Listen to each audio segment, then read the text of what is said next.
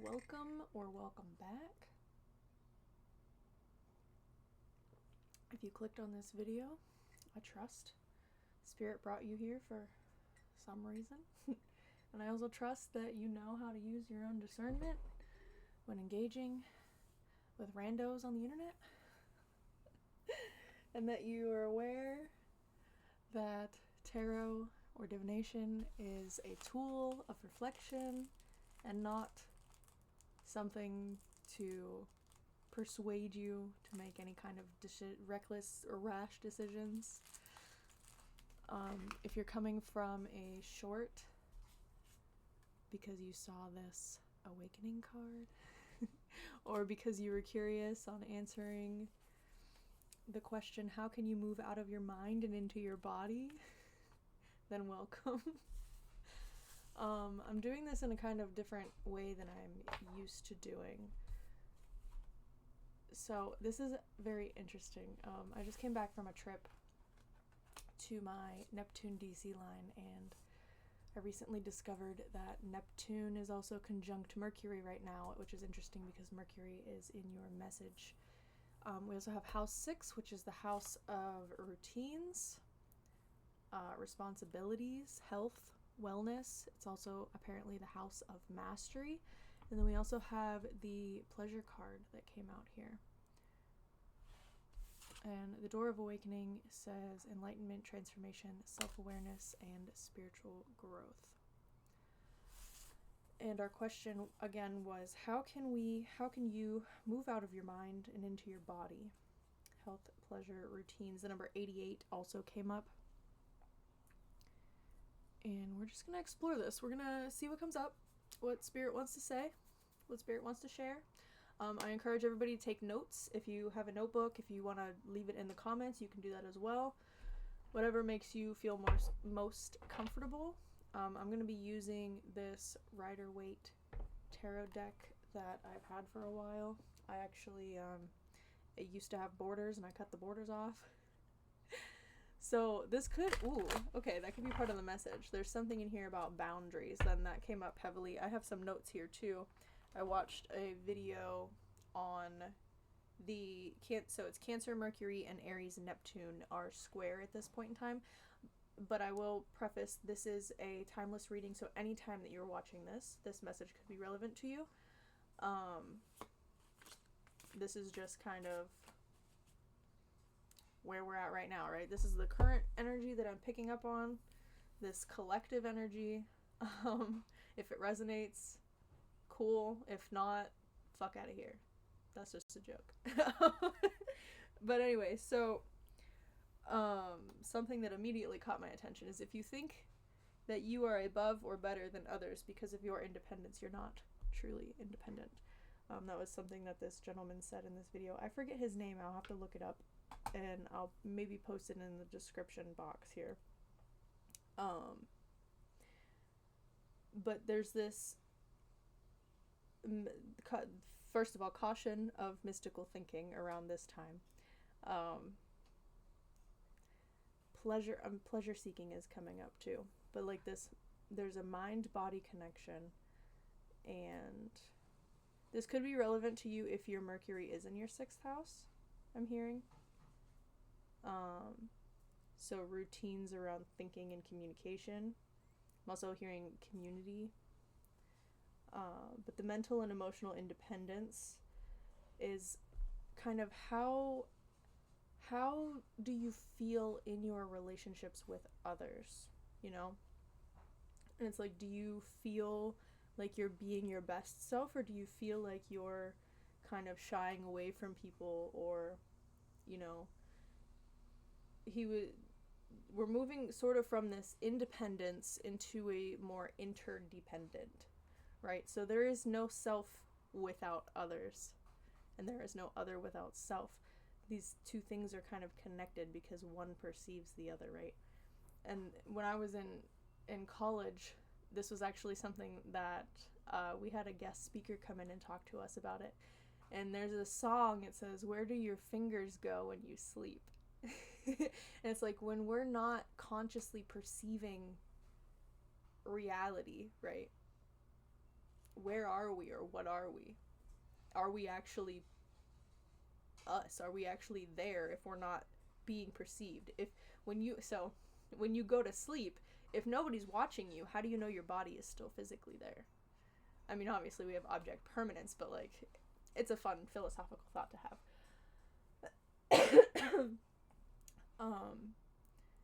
So he also talked about tongues of fire, or strange transmissions, gaining abilities seemingly out of nowhere, maybe parallel timelines, so jumping timelines, which is something I feel like I experienced recently going on this little short trip that I had.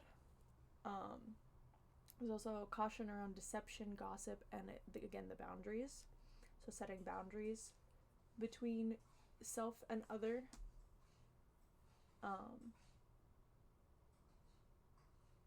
How do you personally show up in meaningful relationships is kind of a question that's coming up.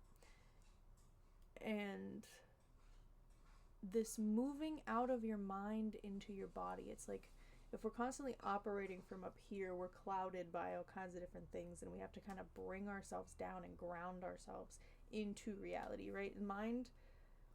The mind movement I'm hearing isn't necessarily reality. Like when we go to dream, when we're dreaming and stuff, that's all happening in our mind's eye, I guess you could say.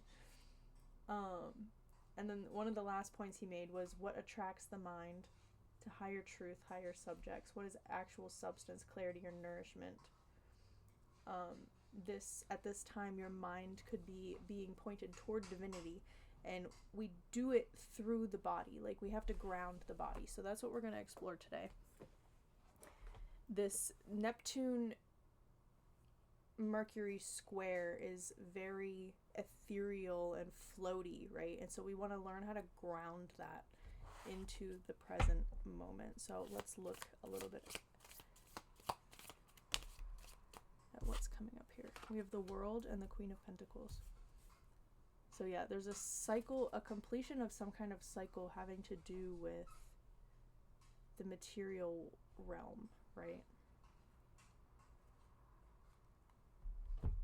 And I also want to pull, we have the Ten of Cups, which again could go into this pleasure or emotional fulfillment. So how in your relationships,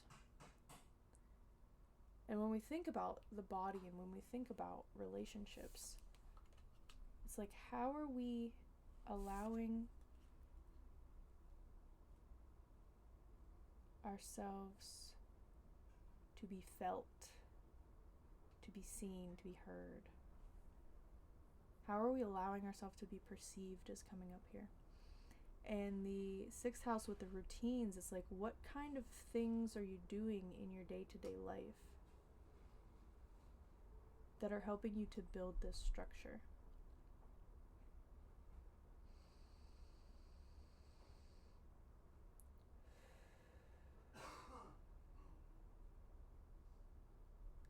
I'm being drawn to this Sagittarius and Pisces cards over here off to my side.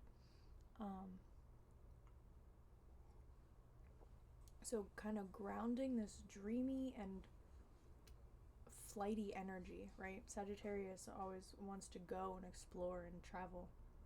And Pisces is kind of always dreamy and up here.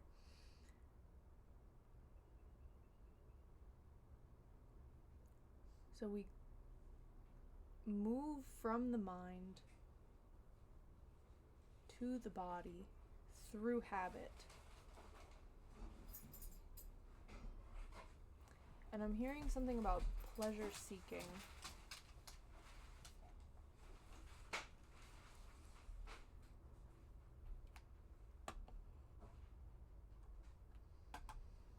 Non-judgment.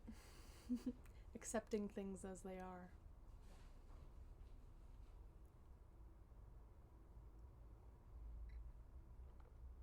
I'm sipping on some mullein and chamomile tea to try to ground myself. So that's one practical thing, is changing up a habit. So a simple habit, like if you drink coffee every day, that could be keeping you up in this kind of flighty mode. And to move back into your body, you need a different kind of nourishment, you know? So how are we feeding ourselves? How are we... One second. We have to learn how to be more flexible in our approach. Whether that's to the routines, our practical habits. It's like, don't get so stuck in rigid cycles or rigid patterns, rigid habits, right? Give yourself a little bit of a change up every now and then, because that keeps it fresh. It keeps it interesting.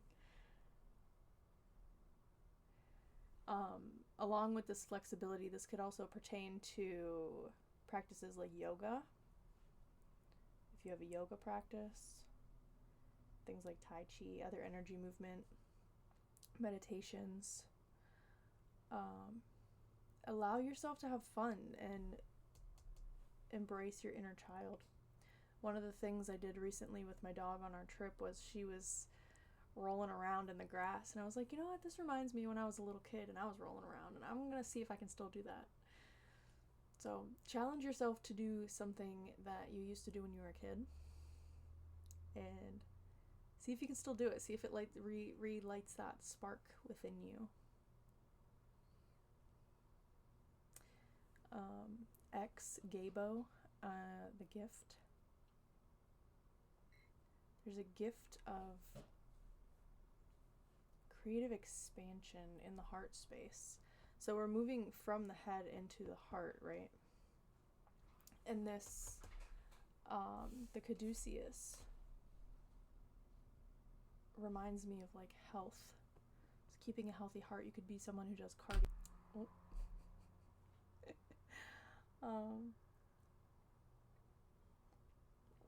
Allow yourself to make mistakes. Allow yourself to stumble and fall.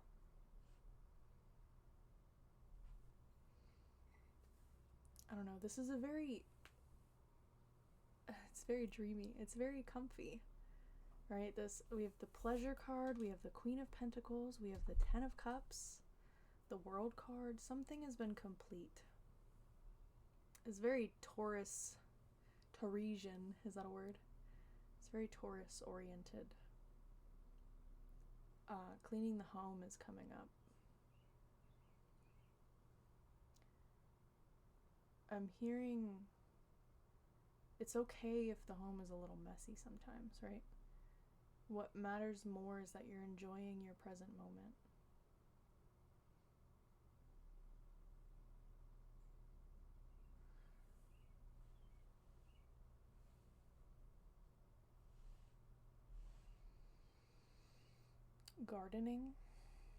Gardening is a very grounding energy.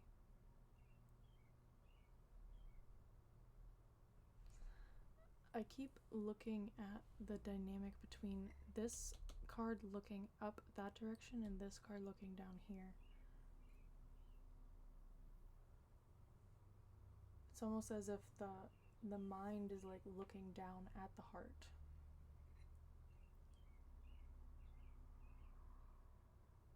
Or grounding the connection from the mind down into the heart, which I feel like this keeps, we keep looping around something here.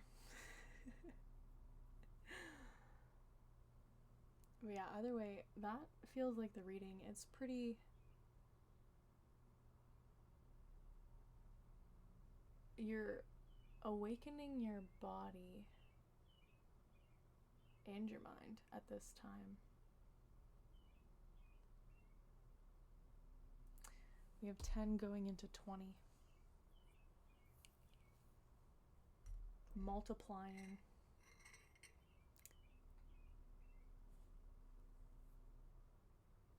So there's something coming up about being more efficient within the world as well. Letting go of perfectionism and allowing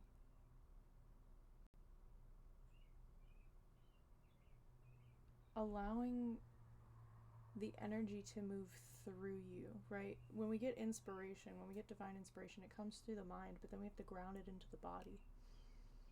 And we have to move it around, right?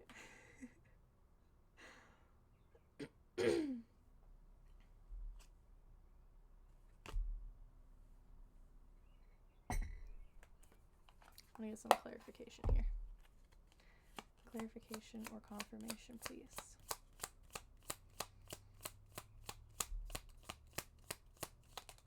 Thank you. Light. Time. Now is the time to harness the light. I don't know why I wanted to go like this. Yeah. We're expanding. We're moving into the depths. And we have to bring the light with us. I love you so much. Thank you for letting me do this reading for you. If you enjoyed this, you can hit the like button or not. I have other videos you can click. If you want to book a private reading, you can find the link in the channel description. I have all kinds of other links around you'll find if you explore around. I hope you took something enlightening from this, awakening, grounding, and I will see you in the next one. Thanks. Take care. Remember to balance your shadow and light.